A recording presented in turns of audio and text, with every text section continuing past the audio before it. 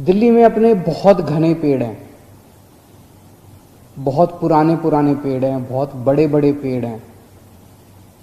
ये आशीर्वाद है और दिल्ली बहुत पुराना शहर है, तो यहाँ पहले के बहुत सारे पेड़ हैं।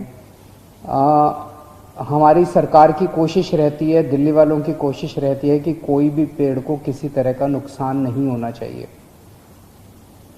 लेकिन कई बार कोई बिल्डिंग बनानी पड़ती है, कोई विकास कार्य होता है, सड़क बनानी पड़ती है, अलग अलग विकास कार्य के लिए कई बार पेड़ काटने मजबूरी बन जाती है। अभी तक पॉलिसी ये होती थी कि अगर एक पेड़ कटेगा तो उसके बदले में कॉम्पेंसेटरी 10 पौधे लगाए जाएंगे। अब पेड़ तो था इतना ऊंचा, 400 साल पुराना, 500 साल पुराना। प्रकृति ने कितना उसको संजो के इतना बड़ा बनाया था, और हम छोटे छोटे पौधे लगा देते हैं 10। उससे बात तो नहीं बनती। पेड़ वो 10 पौधे पता नहीं अब कितने टाइम में बड़े होंगे। तो अब आज हमने एक पॉलिसी पास की है, ट्री ट्रांसप्लांटेशन पॉलिसी।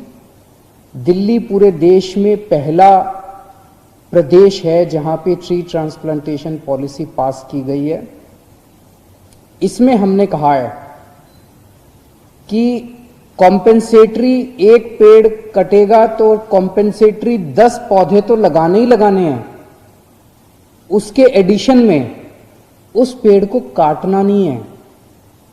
आज साइंस इतनी तरक्की कर चुकी है कि उस पेड़ को नीचे से खोद के पूरे पेड़ को खोद के लिफ्ट करके ट्रक में डाल के दूसरी जगह आरोपित किया जा सकता है, दूसरी जगह उसको लगाया जा सकता है। इसको ट्रांसप्लांटेशन कहते हैं कि पेड़ को काटने की जरूरत नहीं है, उस पेड़ को नीचे से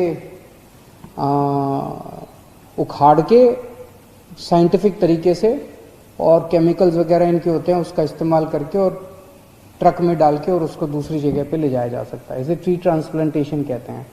तो आज पॉलिसी पास की गई कि कम से कम 80% पेड़ कहीं भी किसी भी प्रोजेक्ट में, जो भी प्रोजेक्ट होगा उसमें 80% पेड़ कम से कम ट्रांसप्लांटेशन किए जाएंगे।